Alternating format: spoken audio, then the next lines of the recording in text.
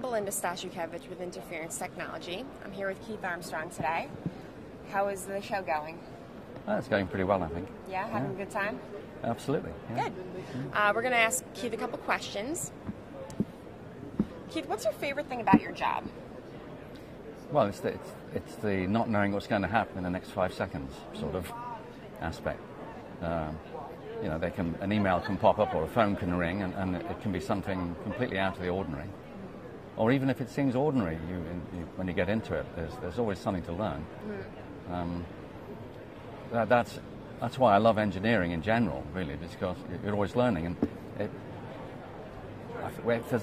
I spent a day and haven't learned anything, I think, oh, I must have been doing some management on that day or some administration or something. You know? Yeah.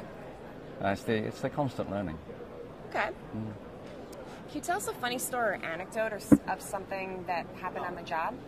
Oh, well, I don't want to tell any stories that would be amusing at the expense of a customer, but I can tell one that's amusing at my own expense. I used to be based in the northwest of England, and Ireland is not far away. So I got this phone call from this guy who had a product, and he said, to be sure, I can't do an Irish accent. He said, I've got this problem at 176 megahertz. I'm over the emissions limit. All right. I said, well, what's your clock frequency? And he said 16 megahertz. And I thought, it's the 11th harmonic. You know, it's clear as daylight. That correlation is just too close, you know. So I sent him loads of stuff about relaying his board out and decoupling and ground planing and stuff, designed to cope with these harmonics, you know, slowing up the clock edges and all the usual sort of stuff. And he phoned back. He said, "Oh, to be sure, I'll come and visit you." You know. I said, "No need. Just do all that. I won't charge you anything. Just do all that. You'll be fine." You know, he said, "Oh, I'll visit you anyway. It's not far." Oh, okay, if he wants to waste his money.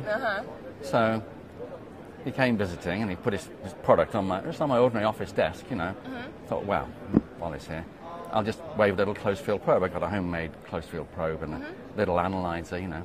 Just waved it over, and I could see immediately that this 176 megahertz wasn't a clock harmonic because it had a particular shape to the spectrum. But, and it turned out to be a little DC-DC converter, which was so small, it was just generating like 10 microamps or something.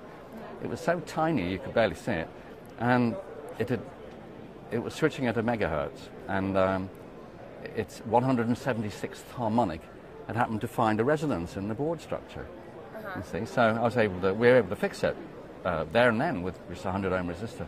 But the thing was, I felt like, you know, I just escaped there because I was so sure that he could do all this, you know, it wouldn't cost him anything, and he'd be out of trouble. And he would have done it all, and it would have had no effect whatsoever. Oh, wow. And so that's a little story that's humorous against me, if you like. So now I always think, whatever I think the problem must be, I always have a little wave around with a closed field probe just to make sure, you know. Okay. How's your job evolved since you started out? Well, I didn't start out doing any training or writing any articles. You know, I just did stuff for people, and then as I got to feel more comfortable with solving EMC problems. I mean, I've been an electronic designer and manager for 20 years, but being an independent consultant is you know, a different sort of issue. You're on your own, you've got no backup sort of thing. So as I got to feel more comfortable, I started to write a few little articles and go to a few little UK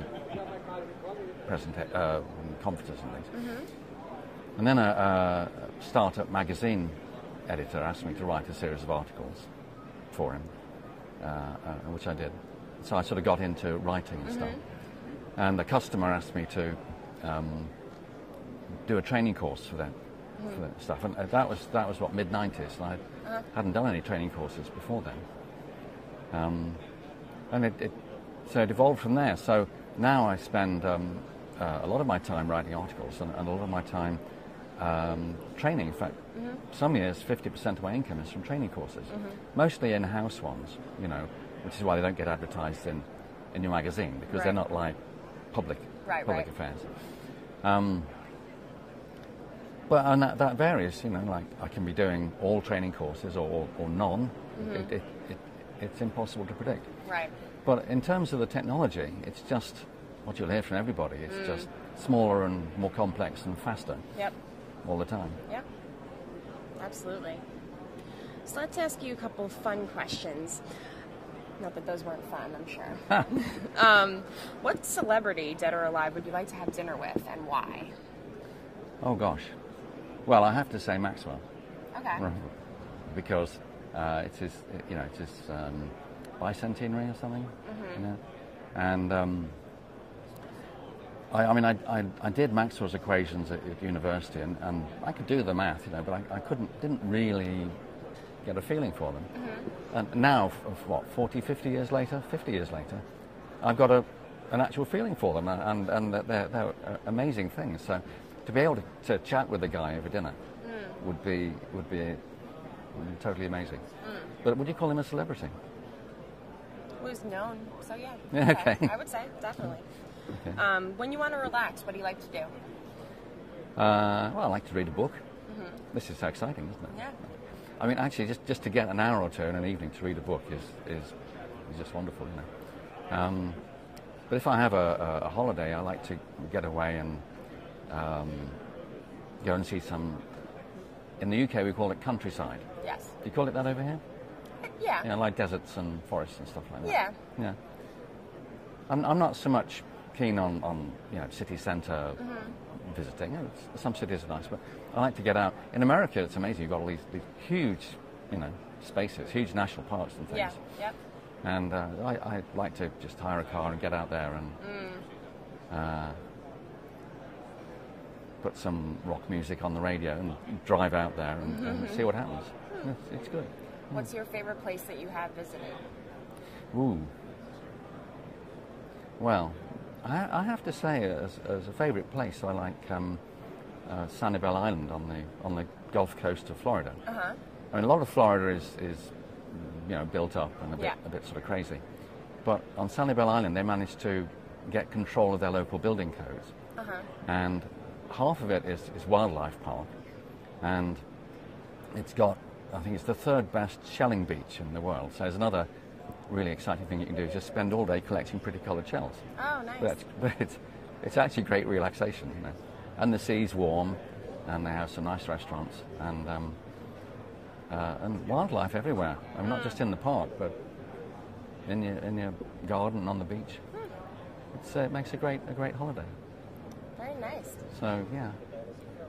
And the Lake District in the UK is another one of my favourite places. Yeah. In fact, I think if I could afford it, I'd have a house on the beach in Sanibel and a house on Lake Derwent in the Lake District. But hey, I'm never going to be that rich. I think so. Well, I hope you're right. Thank you for speaking with me today, and I hope the rest of the show goes well for you.